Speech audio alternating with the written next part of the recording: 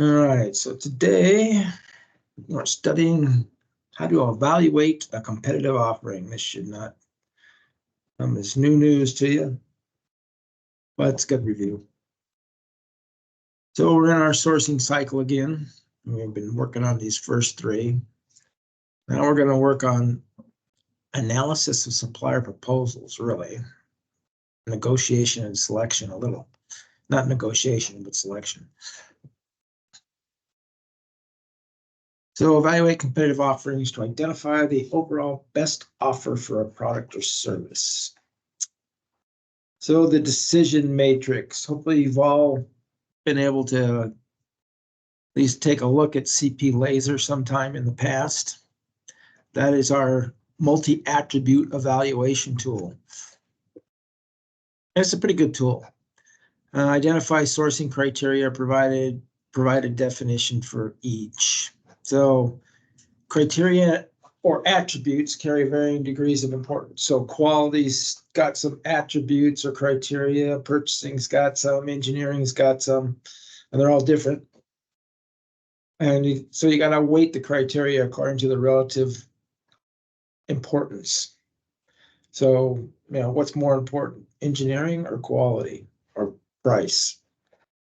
Then you got to score the criteria by comparing one supplier against the other. And this is what CP Laser does for you. So forced ranking against other responses, this is one way to score. Each response is scored against the other supplier's response, with the best response receiving the highest ranking. So that might receive a 10, second response might receive a 7, third response might receive a 3. That's called forced ranking. And then you got rank against the baseline, which I know CP Laser does use this in their Pew selection matrix. You're going to go 1, 0, or a -1, depending on how it works. So you can also use a 1 to 5 Likert scale. This is called a Likert scale. Use cross-functional team to evaluate the scores and responses. That's why you got them. So receiving, controlling, and analyzing offers. So record the time and date each submission was received. Usually that's on your email timestamp. Review the submission for completeness. You always got to check through and make sure they did everything you told them to do, because a lot of times they forget stuff. Then retain all submitted documents in secure location. Usually you have to have some kind of folder, and preferably some folder that the whole cross-functional team can get to. That gets a little tricky though, trying to find a drive everybody can get on. And request clarification on any parts of the submission that are unclear. So offer responsiveness. Specifications ensure the supplier SOW meets the spec in the RFP, RFQ. So this is really usually engineering's job, sometimes quality. So reject the bid if the SOW does not meet the specs. And I rely on usually engineering to do that. Quality requirements. In their quotation, suppliers must acknowledge they meet QA requirements. Your QA guy will look at that, or girl. Terms and conditions. Suppliers will often add their own terms and conditions, and they do this all the time. It's called the battle of the forms. Buyer may put potential contract language as part of the T's and C's in the RFP. And we've done that before. So the parts of the LTA that they usually object to, put those in the RFP or attach them to the back. Say, hey, you're going to have to sign up for this. So I don't want to hear a lot of complaining. And if they do attach their own terms, just tell them, hey, we're PACCAR, we're going with our terms. And then product substitutions. So in the RFP, you'd want to state whether product substitutions will be accepted or considered. And it depends on how good a spec you got. If your spec is pretty loose and not well defined, you might want to look at product substitutions. Cross-functional analysis. Supply management should actively involve a cross-functional team. This is what the CP Laser team is all about. And they get internal stakeholder alignment. And the CP Lasers are internal sourcing document. Operational analysis, supplier's proposal may be technically feasible, but the buyer should check to ensure it can also be made economically. This is why you usually would want a QA guy and or a manufacturing engineer on your cross-functional team doing CP laser. They can check this stuff. Site audits, cross-functional team may visit the supplier site to evaluate the capability. Now, I actually did take a cross-functional team in 2017, I think. We went to see 4 different cooling module radiator manufacturers. New York, South Carolina, Missouri. I'm trying to remember where the other one was. But we just all got the same plane tickets. And then we rented a 12-passenger van. We stuff all the suitcases in the back, and then we would drive to the place. And then everybody would split up, and the team would all go look at certain areas. And then we get back in the van and get on the plane and go to the next place. Facility organization and cleanliness, these are the kind of things you're looking for. Pack car accomplishes with the supplier audit request, formerly known as SRR. Everybody still calls it an SRR, supplier readiness review. Cost and price analysis. So industry dynamics must be understood, and this is really purchasing's job. So you've got a few different things you can record industry dynamics on. This is kind of the preferred method for PACCAR. Structural conduct performance. When you go to MCE class, they'll teach you all about that. And then Porter's 5 forces is what everybody gets in college. And this kind of explains Porter's 5 forces a little. The pestle analysis. This is not so common. It's political, economic, social, technological, legal, environmental. I would use this if I was going to source in Africa or Asia somewhere that was kind of weird. But these are the kind of things that all of them are looking at. Price analysis, which is comparing the price with benchmarks or relative to other suppliers.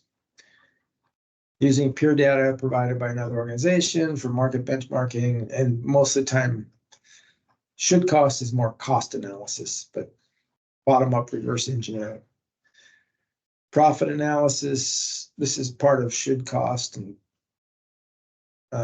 supplier should have profit margin. It will keep both the supplier and the buyer in business. It doesn't do you any good to force the supplier into taking negative profit margins or very slim profit margins, because they're just going to go out of business and you'll have to source that stuff all over again. Saving analysis, this is off of your cost movement. Total cost of ownership, we always try to look at this. We'll cover it more in task 1F2. But the learning curve, so when you're doing LTAs, you always put in this cost adjustment, cost down for every year, usually in January. And why we do it is because the supplier will get better at making the part over time. And that's called the learning curve effect. Life cycle costing. This is more for capital equipment, salvage value, that kind of thing. And cost analysis, bottom up. This is the should cost and what you do in MCE. Using product breakdown, reverse engineering, estimated total cost serves as the basis of negotiation. And then capability and responsibility. You want to look at things like past performance. What's the supplier's capacity? This usually bites us a lot. Skills, can they make the part? Integrity, time in business or market, certification and licensing, IATF certified, financial factors and reference checking. So this is a little, I think this is from ISM. Questions for checking supplier references, in case you're interested. Transportation terms. So when you're doing these RFPs, do not use these terms. These are the UCC terms. Universal Commercial Code from 2002. They haven't updated them since. It's been 20 years. They no longer update these. But this is all free FOB, origin, destination. You'll hear a bunch of guys talk about this that have been in the industry for a long time. It's just obsolete and confusing. Destination, freight prepaid, freight collect, all this kind of garbage. Don't use those. Use these. Incoterms. They update them every 10 years, so we're on Incoterms 2020. And you only need to know a couple of them, which are FCA, which is us sending our truck to pick up the stuff, but the supplier has to put it on our truck. Don't use XWorks because it's the same thing as FCA, except for we have to put the stuff on the truck, not the supplier. And then the other one you might use is delivered at place or delivered duty paid, if the supplier is paying for the freight. But it's not tough. Free carrier at, whoops, and delivered duty paid, those two. Other factors, availability, do materials currently exist? How much the availability decision is back the decision to buy. All the materials become available. Lead time, logistical concerns, all of this stuff. Supplier diversity considerations, we don't really look at that here at PACCAR, but a lot of the consumer businesses will have very robust supplier diversity requirements. Business continuity plans, how will the organization resume if it's interrupted with their supply? Like, you get a pandemic. Purchasing is part of the plan is to ensure that they have business continuity plans so critical part shortages don't occur. And then information security, this is becoming more and more prevalent. Computer hardware, file paper storage, information destruction, mostly this IT infrastructure. And then facilities, system monitoring, staff, backups, contingency. And then you got risk assessment. Risk of deteriorating quality, logistics risk of natural disasters, geopolitical, economic risks. What do we got here? Oh yeah, so this is your FMEA, PFMEA. This is how we generally do risk here at PACCAR.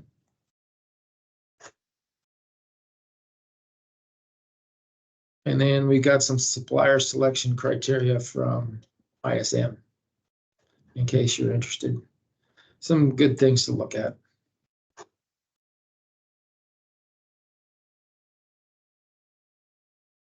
And then we'll cover these in test 2 a lot too, but these are your basic quality tools, 4 of them anyway. Histograms, if you want to know how to do them, you can go here to this site, which is the quality site, I think. Yeah. What's a histogram? Learn about quality. Pareto charts. Everybody pronounces it wrong. It's Pareto, Italian guy. And it's a histogram, but it's got this. This is called an ogive. The ogive. Then you've got Fishbone. Everybody's pretty familiar with that. Scatter diagrams. This is regression analysis. All right. Supply management for Marcus Manufacturing, a large nationally recognized home appliance manufacturer, is responsible for sourcing the parts for a new product.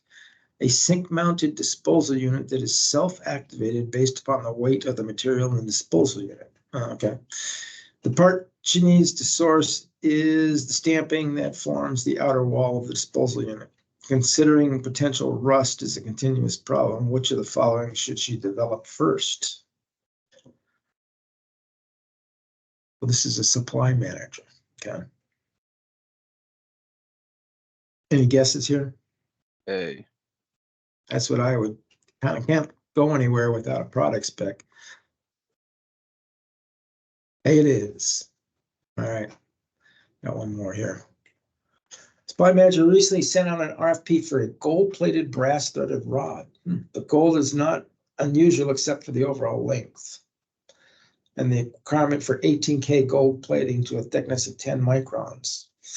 Of the 10 responses received, all were similar in quality requirements and pricing criteria. Which of the following would be the best procedure to determine the most qualified potential supplier?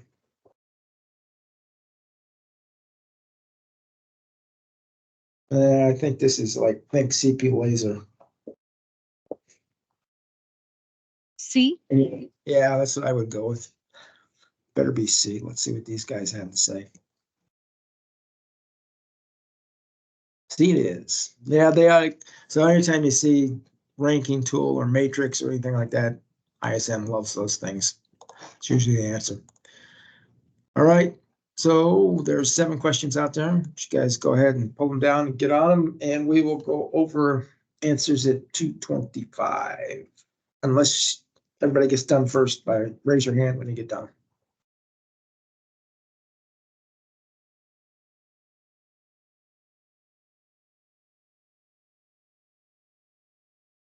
8:10.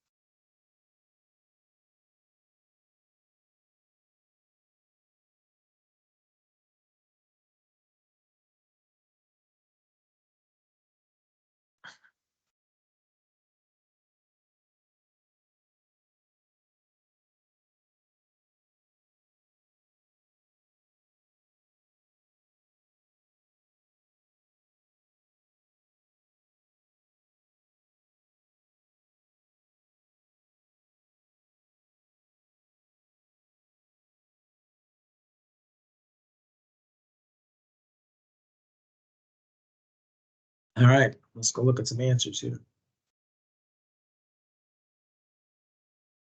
Number one, delta, because the other three options are part of a typical proposal evaluation process. 2 is Bravo. Google is the one that doesn't go with the other three because the other three are all kind of financial options or financial sites. And 3 is Delta. Logistical concerns are typically subtopics of broader issues in procurement. And especially if you're talking technology and a payroll software, there's not a lot of logistics involved. 4 is Charlie. Because of the cost of hot rolled steel, which represents approximately 3/4 of the price, has risen 12%. So what you do is you times the 2. So 0.75 times 0.12, which equals about 9%.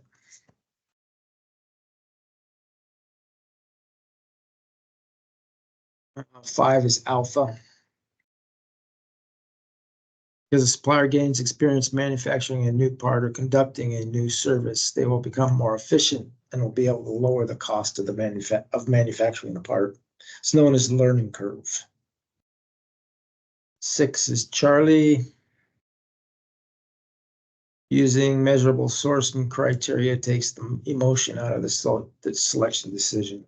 So they're always going to go with using measurable sourcing criteria.